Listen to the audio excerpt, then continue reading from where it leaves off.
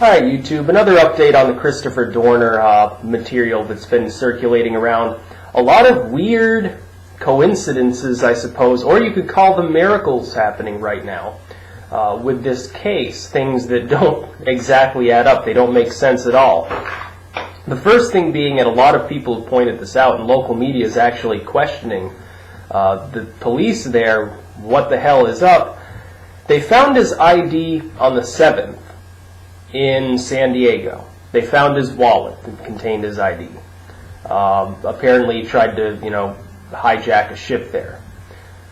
Now they're saying they also found his wallet in the cabin along with the body. Now this is, certain news groups are reporting they found a body. Certain groups are saying they haven't confirmed anything. Certain groups are saying, well, it's Dorner. Certain groups are saying it's not Dorner. We've got no clue at this point. The details of this case are so confused, you have to wonder whether it's the result of media and police ineptitude, or whether it's the result of, oh, we told one lie, now we've got to tell 1,000 more lies to cover it up. I'm going to go with the latter, because traditionally when you look at cases like this, where there's this much misinformation going around, and this much that doesn't make sense, it's because it is being covered up. Actively. They're actively covering something up at the moment. We're not sure exactly what that is. My thoughts, of course, from before, Dorner knows more than he let on. There may have been other material other than his manifesto that was released that got deleted quickly enough so nobody has it. We're not exactly sure. Of course, maybe they killed someone in the cabin and found out it's not Dorner and they're trying to cover that up too, in hopes that nobody will notice and they'll get Dorner in the meantime while they're busy covering up that evidence. Or it could be that it is Dorner. Maybe there was another person there and they don't want that going out. We're not sure. But the thing with the wallet is insane. Apparently he was carrying 2 wallets with 2 identical driver's licenses around. That makes no sense. It also doesn't make sense that, look at it this way. They burned the cabin down.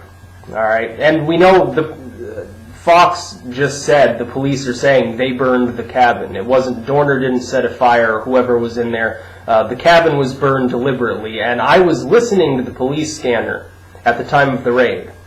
They burned the cabin down. Not sure why.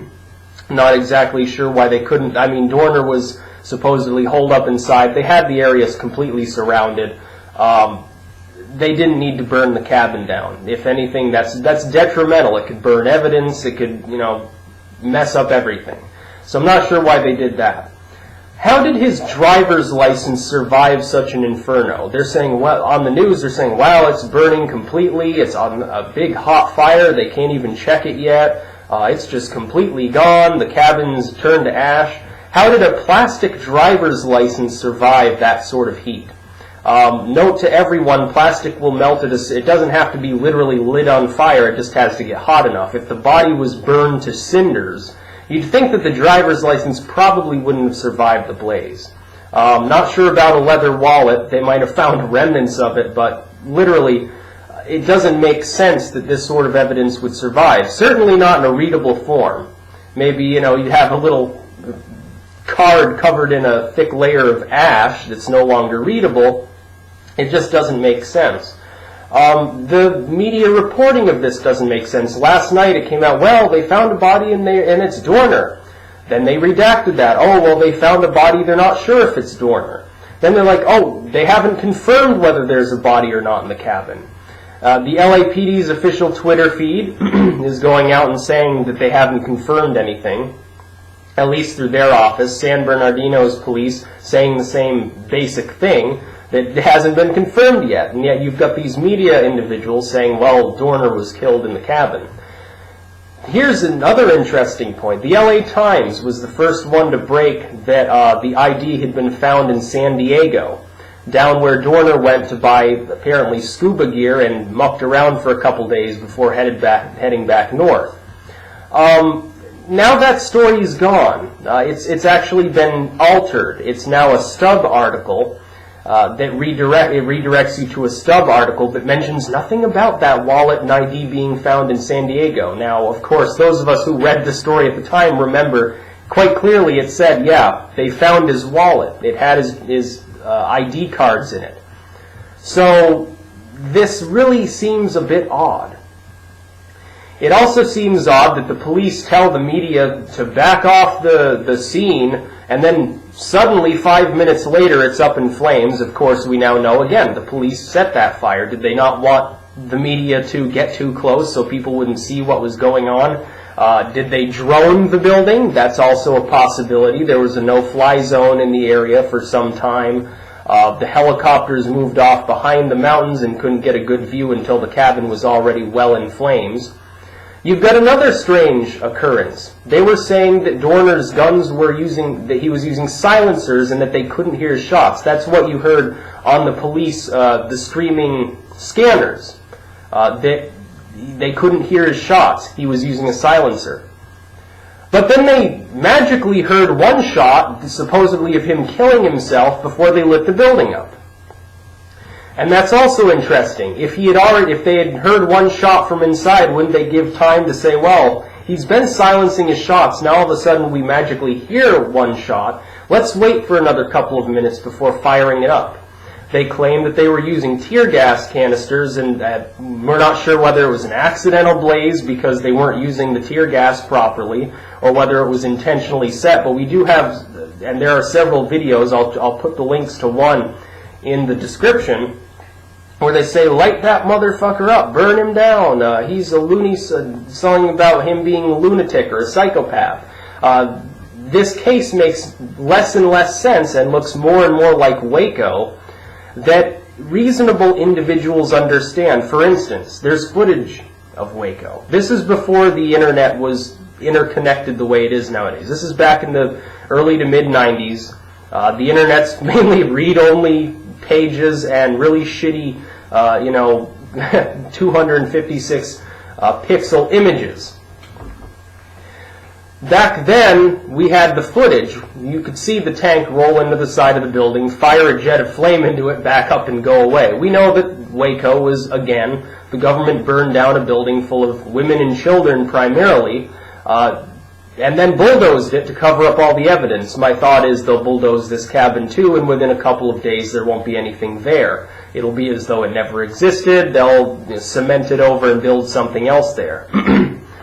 It also seems a little bit strange that Dorner was able to take up residence across from a police outpost without being detected. He was right across from a police outpost, and all of this time, for the last few days, he never got detected. Here's another strange aspect. Dorner goes to San Diego, and as the redacted article now, it's redacted now, but formerly claimed, he went there, bought scuba gear, and left his ID after trying to hijack a boat. Thinking probably he would have gone out to sea, gotten into his gear, gone underwater, swam to Mexico. So it's obvious he wanted to go to Mexico to escape this, this situation. It's obvious. Where's the scuba gear? Have they recovered the scuba gear from the cabin or from his the vehicle he hijacked before? We're not sure about that. Also, why would Dorner have bought scuba gear for the obvious intent of swimming to Mexico? He can't cross the border physically. He could never have gotten across the border. So you can swim, go out a mile to the ocean, swim out, swim to another boat, and then boat it back in, hijack another boat if you know what you're doing. It actually wouldn't be that difficult, I would assume, to do that. It's probably less patrolled than the other side, the Atlantic side. I remember being down there myself in the South Padre Island area. There's, Coast Guard and border control everywhere. Not so on the other side, apparently. Tijuana is right next to San Diego.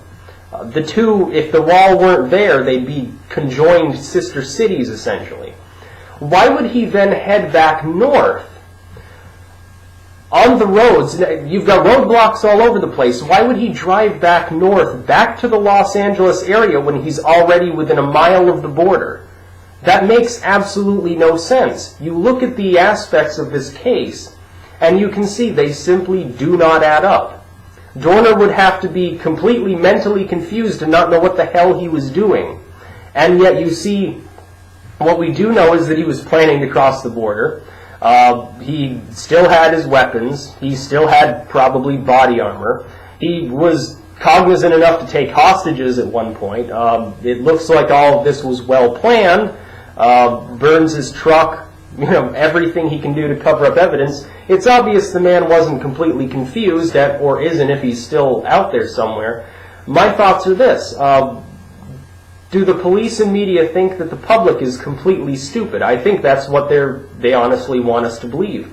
Again, though, you go onto the comment areas of any story about Dorner, whether it's on a right-wing forum or a left-wing forum or mainstream news or, more of a smaller alternative news or a blog, anything, the top comments are all in support of what Dorner has done. People have woken up to the idea that the police and the government really aren't looking out for them. I think part of it's because, we now know the LAPD injured at least 4 people in their search for Dorner. At one time, they had a higher hit count than he did.